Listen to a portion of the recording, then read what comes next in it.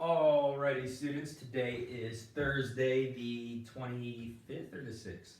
It's the 26th. Today we're going to be talking about sleep and rest. And some of you might be like, well, why does that matter with physical activity? It doesn't fit anywhere else in my lesson plan, so that's one why it comes here. And number two is because if you don't get proper sleep, if you do not get the proper sleep, your body will not repair itself properly after a workout. So you'll actually be hurting how much better you can get if you work out. If you have goals, when you don't sleep, that actually takes away from your physical activity goals. So one really important thing is that you eat right. The other important thing during activity is that you sleep right. If you don't eat right and sleep right, all of the work that you might be doing, all the exercising you might be doing is going to waste. So that's another reason why we talk about sleep and rest during this. So you should know that there's two types of sleep, REM sleep and NREM sleep. REM stands for rapid eye movement. NREM is non-rapid eye movement. So the only difference is you add a non in front of it. So rapid eye movement means your eyes are moving rapidly while you sleep. This is when you are dreaming. So if your eyes are closed and you're dreaming, your eyes start to move underneath your eyelids, that's your dreaming. Okay, this isn't really like deep sleep. But then you have NREM sleep. NREM means like your eyes are not moving. Okay, rapid eye movement, non-rapid eye movement. So because your eyes aren't moving, this is usually where you go from light sleep into a much deeper sleep. And when you hit that deep sleep, that is when your body recovers, okay?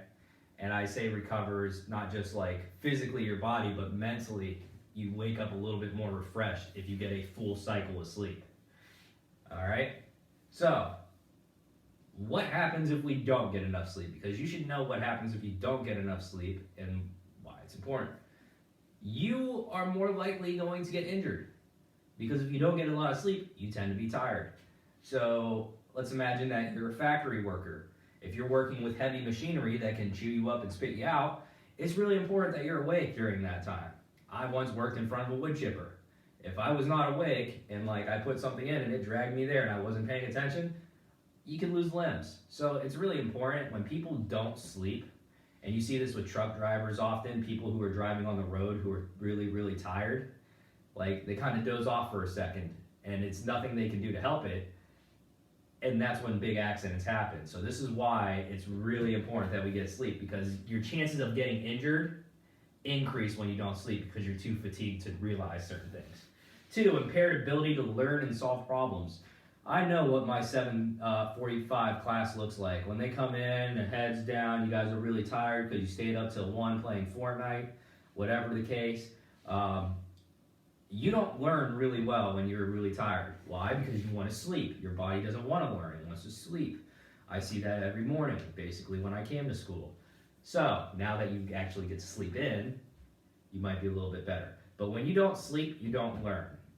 Okay? So if you want to be better, a better learner, a better student, you should probably sleep more at night. At least 8 to 9 hours for you children. When you don't sleep, you have a higher chance of being in a terrible mood. You know, you've come to school once or twice and you didn't get a lot of sleep and somebody said hi to you, you freak out on them. Why? Well, you're tired, you're frustrated, you're angry. That happens because, you know, mentally your body wants to sleep, it wants rest, and it's not prepared to deal with the day. So you might have seen somebody that's been really angry or in a really bad mood. They're sad. Depression is also something that happens when you get a lack of sleep. That's why it's really important that you sleep, although we'll get into a little bit more of that because sometimes when people are depressed, all they do is sleep. It's one of the things of depression, so there's a balance there. The last thing, and this is a big one for the high school, and it's one of the things Mr. Grando doesn't like to see, it's one of his big pet peeves, increased use of stimulants. And by stimulants, what is something that people drink to wake themselves up? Caffeine. And Mr. Grando had his coffee this morning. He drinks caffeine in the morning. Now, a coffee has about 60 milligrams of caffeine, whereas what I see most kids drinking in the morning at the high school would be a Monster Energy, a Bang energy drink. These have like 300 milligrams of caffeine. So it's about 5 or 6 cups of coffee. This is extremely unhealthy because if you rely on the stimulants to wake you up, eventually you'll get used to it. So after about a week or 2 of drinking a Monster, it doesn't even do anything anymore because your body just gets used to it. And not only does that like throw off your sleep schedule, it causes heart fluttering and other negative health risks. And it actually stops you from sleeping later in the day, which is going to make you want to drink it again in the morning. So it's really important that we don't use things like Monsters, Bang Energies, 5-hour energies, because they have way too much caffeine and you don't need that much caffeine in a day.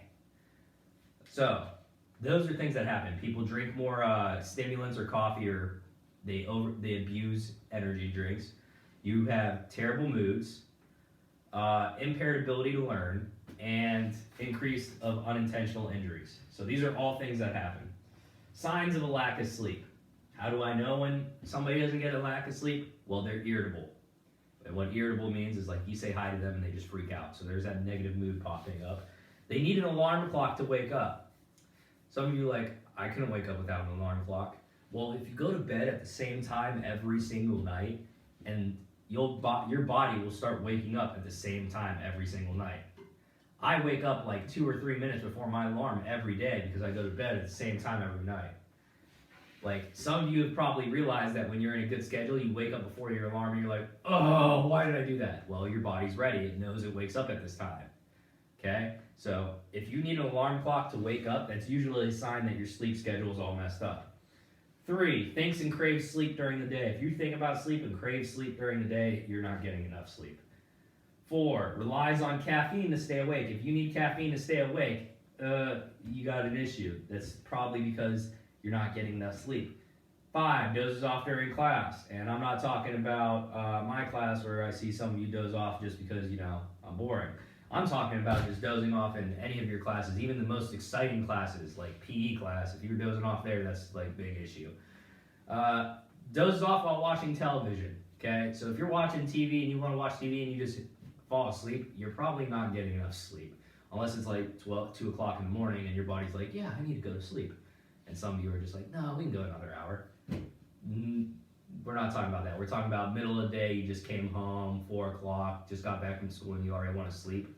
That means you're not getting enough sleep. 7, tired most of the day. If you're tired throughout the day, that's usually because you don't get enough sleep. 8, tired when playing sports or participating in activities. If you are sleepy when you are running and doing exercise, that's a big issue that you need to get fixed because you did not sleep well at all. I once worked with a person that he decided to go fishing all night and then he came to work the next morning and we had to like cut down trees and move branches. He was like sitting in a seat of this little 4-wheeler and he was knocked out halfway through work just because he didn't get enough sleep. So there are those struggles. You do not want to put yourself in that kind of position because he was working with dangerous equipment and we could have seriously got hurt if he would have fell asleep during one of those times. How to improve your nightly sleep schedule. So, you're supposed to go to sleep. Some of you are like, well, how do I get better at sleep? Most of you are probably like, I don't really care, Mr. Rando. What's homework for tonight? We'll get to that. Regular bedtimes. Go to bed at the same time every night. Tell yourself, I'm going to go to bed at this time. For Mr. Rando, it's always 9 o'clock or 10 o'clock. It's in between that time. It's never past 10, it's never earlier than 9. Always in between that time. And usually, when we were in school and I was waking up at 5 a.m., I was in bed at 9 o'clock, okay? And I woke up at 4:55, right in the morning, every day, without the alarm clock. That's how you know you're on a good sleep schedule. Right now, Mr. Durando's sleep schedule is all messed up because the school's closed and things just, he can't go to work out in the morning, so now he's waking up at 7. He feels guilty about it, but he'll get past that. 2, quiet activities, reading, warm baths, and relaxing music. There is nothing that puts me to sleep more than reading a book. I'm sure some of you could say the same. So do something that's like easy. You don't want to start working out. That is going to get your blood up, and that's going to make you more alert usually. Do something that calms you down. Relaxing music is good. You don't want to listen to heavy metal rock that goes, ah! Okay, that's not going to put you to sleep. So something relaxing that'll help put you to sleep. Nightly rituals, brushing teeth, organizing materials. Have a ritual that you do every night. Whether it be lay out the clothes for the morning, brush your teeth, put on this certain type of music, have the same ritual every night or the same routine. It helps alleviate some anxieties that you might have, like, well, what if I wake up late? Well, I know that I have all my stuff ready, so I'm ready to go. Okay? So nightly rituals help ease anxiety, and it starts telling your body when it gets in the habit, oh, I must be getting ready for sleep. So you get ready for sleep when you start doing these rituals. Avoid naps. Do not take naps in the middle of the day. It doesn't let you get deep sleep, and it's going to make it harder to sleep at night, okay? Now, there are some times where people just have to take a nap because they got terrible sleep the night before. If you can avoid naps, you need to avoid naps because it takes away from the sleep schedule and the deep sleep that you want to get at night because it makes it harder to go to sleep at night, okay? 5, comfortable place to sleep, all right? Don't go sleep in the driveway. That's not very comfortable. You're going to have a very rough night of sleep, okay? 6, avoid caffeinated beverages and nicotine. Caffeine should be avoided after about 12 o'clock because anytime after 12, it usually tends to have a lingering effect and is going to keep you awake. So some of you, I know my high schoolers, when I taught them, would leave school, go to Starbucks, and get a coffee. And a Starbucks coffee has twice the amount of coffee as a regular coffee.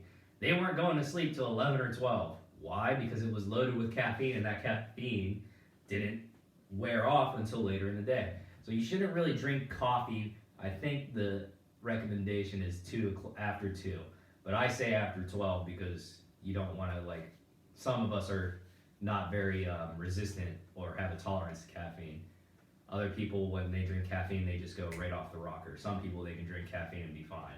But avoid caffeine after 12 o'clock. This way, you don't have any lingering effects when you go to bed at night. Avoid drinking large amounts of fluid and huge meals before bed. You don't want to have this big meal or this lots of fluid before bed. Because if you drink a lot of fluid or you eat this huge meal where you're going to have to use the bathroom in the middle of the night, you're going to disrupt your sleep schedule. So drink your water, use the restroom before you go to bed, but don't drink like a gallon of water right before bed. You're going to wake up halfway through the night or you're going to wake up and you might wet the bed. Both aren't good things. So that's how you improve your nightly sleep. And that brings us to today's homework. Today's homework is I want you to write down a schedule because obviously everybody's schedule is a little messed up right now, including Mr. Durando's because of the way things are. So what I want you to do is I want you to write down your schedule for the day. What you're going to do when you wake up, well, let's just go to night schedule. So from 6 o'clock to the time you go to bed, write down when you are going to go to bed. Write down a ritual or a routine before you go to bed to prepare you for bed. And I want you to try to do that for 1 week and see if your sleep gets better, see if you start waking up on time, and see if you can be a little bit more consistent with your day.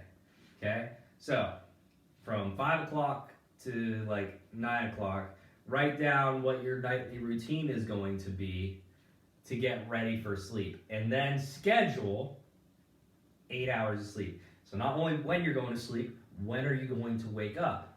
Okay?